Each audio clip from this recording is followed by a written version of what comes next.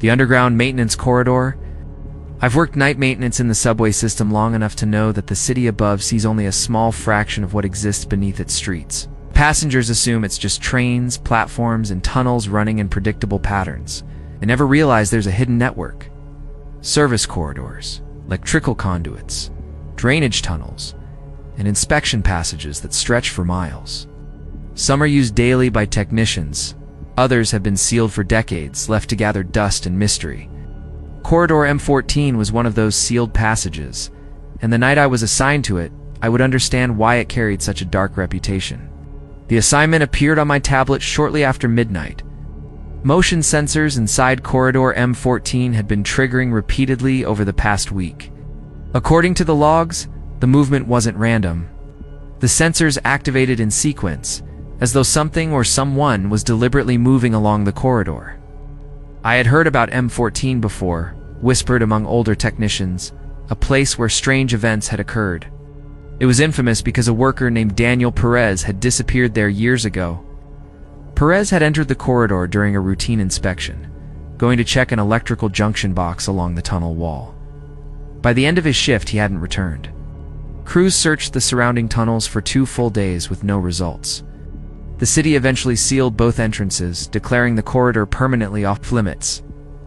Officially, no one would ever be allowed in again, but the new motion sensors had now forced someone back inside me. Stories about Perez persisted among maintenance crews. Older technicians would occasionally mention hearing footsteps echoing behind him as he worked. The official reports dismissed the details as imagination or stress. The corridor had only 2 doors, both within controlled areas. If Perez had left through either, someone should have seen him. That lingering uncertainty made the corridor feel alive in a way I couldn't shake. The monitoring system had changed the landscape of underground work. Motion detectors, vibration sensors, and logging equipment had been installed to detect trespassers or structural problems before they became serious.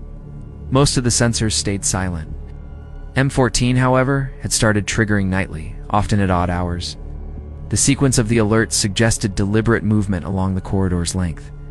Each one was precise, almost human, almost patient. Since I was the newest technician on the overnight crew, the inspection fell to me. My supervisor tried to make it sound routine, claiming the corridor sensors often reacted to vibrations from passing trains. I had walked near parallel tunnels before, and interference was possible, yet the pattern in the system logs was deliberate. It wasn't random noise. It looked like footsteps progressing from one end of the corridor to the other, each in order. I arrived at the M14 entrance 20 minutes later. The steel door sat along a narrow maintenance walkway beside an active subway tunnel. Every few minutes a train thundered past, shaking the walls and filling the air with deafening sound. The door itself was old, rusted slightly around the hinges. A faded stencil marked it clearly, maintenance access, M14. The locking bar had not moved in years, the metal stiff with age. Sliding the bar free produced a loud scraping sound. The metal protested with a groan, echoing down the tunnel behind me. I pulled the door open slowly and pointed my flashlight down the passage. The corridor stretched into darkness, lined with pipes and wiring conduits along the ceiling. Dust drifted in the beam, undisturbed for years. The air smelled of old concrete and damp, sealed spaces. I stepped inside and closed the door behind me. Instantly, the roar of passing trains faded. The corridor was silent except for the echo of my own boots. It felt like a sealed tomb, a place forgotten for decades. Just wide enough for 2 people to walk side by side, the passage held an oppressive stillness. Sensor panels mounted every few dozen feet marked the route. My flashlight beam trembled slightly as I advanced. The first sensor panel appeared about 40 feet and I crouched to connect my inspection tablet. The panel looked intact, no corrosion or loose wires. Yet the log confirmed motion alerts from the previous night, each lasting only a few seconds. Something or someone had passed through the corridor recently. The evidence was in the logs and the subtle disturbance of the dust along the floor. I stood and examined the surroundings carefully. A thin layer of gray dust coated the concrete. Aside from my footprints, the floor seemed undisturbed, yet the logs suggested otherwise. Chill ran through me as I realized this corridor might not be as empty as it should have been. I continued forward slowly, flashlight sweeping every corner. About 20 steps in, I heard it. Faint, soft footsteps behind me, echoing unnaturally. 2 impacts. I spun, flashlight sweeping the corridor, but it remained empty. My heart began to race. The silence that followed was heavier than the echoes. Something was here. Something was moving behind me. I told myself it was my imagination, but a gut instinct warned otherwise. The second sensor station came into view. Its logs mirrored the first, recording sequential movement through the corridor the previous night. Dust along the base of the wall had been disturbed slightly. Thin streaks ran through it, subtle but clear. It suggested something brushed across the floor recently, leaving traces of its passage. I followed them cautiously, heart hammering as the corridor seemed to grow colder. The footsteps returned, louder and more deliberate. 3 slow steps echoed in the concrete tunnel. I spun around toward the entrance, flashlight scanning, but no one was there. The air felt heavier, oppressive, like the corridor was closing in. I paused, trying to steady my breathing. The feeling of being followed was overwhelming, and no doubt something was inside, moving with me. I advanced toward the midpoint of the corridor. My boots echoed unnaturally, and sometimes my own steps seemed delayed in the narrow passage.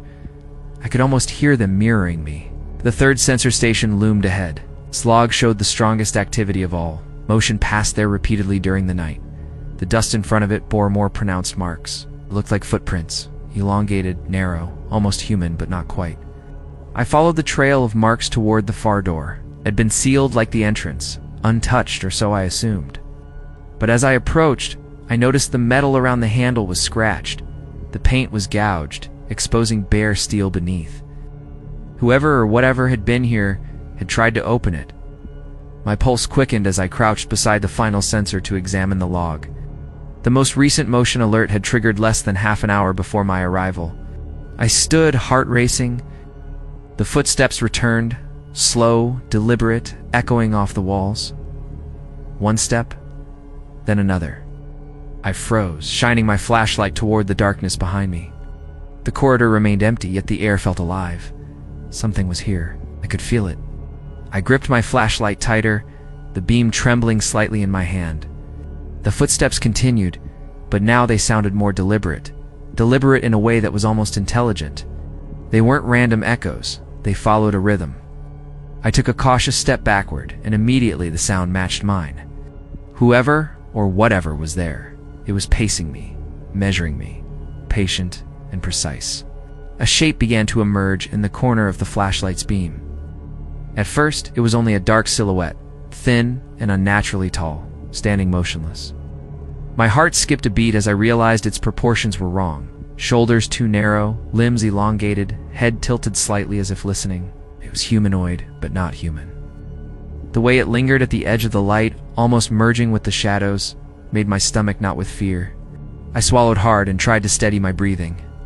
My mind raced through every logical explanation: maintenance equipment, shadows, illusions, but none fit. The shape remained silent, its presence undeniable. I could feel the pressure of it in the air, a subtle vibration against my chest, though it made no sound. Something in me screamed to run, but every step forward or backward was mirrored perfectly, as if it were tethered to me. The footsteps began again, slow and measured. Each strike of concrete echoed with an unnatural precision. I spun toward the far end of the corridor, my flashlight cutting through the darkness. The figure did not advance immediately, yet it seemed to stretch toward me without moving. My skin crawled, as the air felt heavy and alive. I knew I was being observed, tracked, and I had no control over it. I reached the far door and yanked at the handle. The metal was cold, scraped against my palm, but it gave way. Fluorescent light spilled into the corridor from the service tunnel beyond, harsh and artificial. I stepped through quickly, sliding the locking bar into place behind me. Instantly, the footsteps ceased. The corridor returned to silence, but I felt the weight of those steps lingering, just beyond the door. I sank to my knees, heart still hammering, my flashlight casting long, shaking shadows. Dust swirled in the air from my movement, but the corridor beyond the door remained undisturbed. I could not shake the memory of the tall, thin shape, nor the precision of the footsteps. It had been patient, deliberate, waiting for me to make a mistake. I understood then that it did not need to advance to terrify. Its presence alone was enough. Back at the maintenance office, I pulled up the old logs from Daniel Perez's disappearance. His final entries were horrifyingly familiar.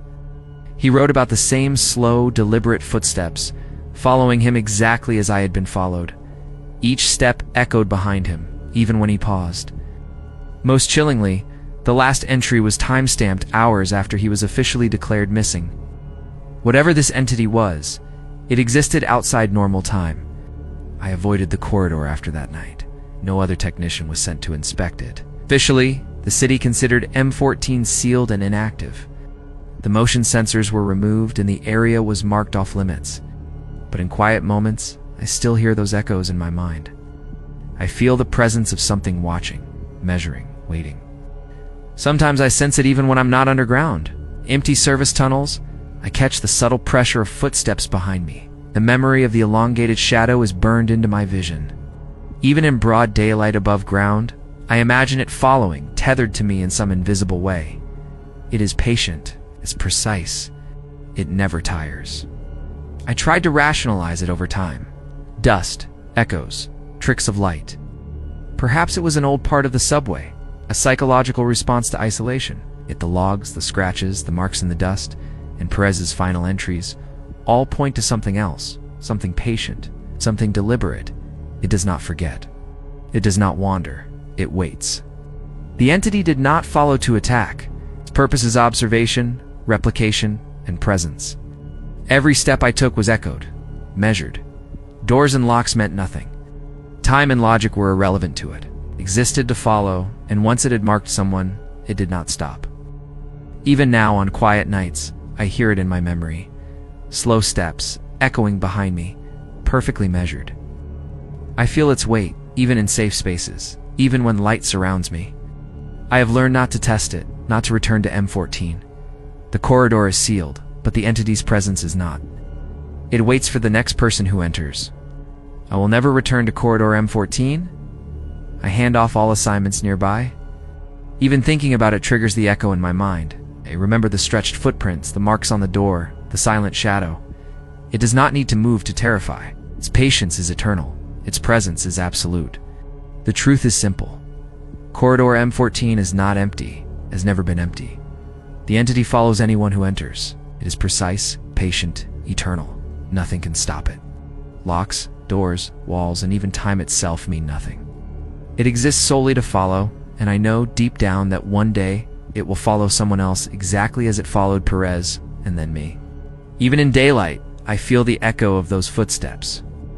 I know they will never leave me, will always hear them, slow and deliberate, matching each step I take. And for anyone who dares to enter M14, I warn now, it will be there, it will measure, it will follow, and it will not stop.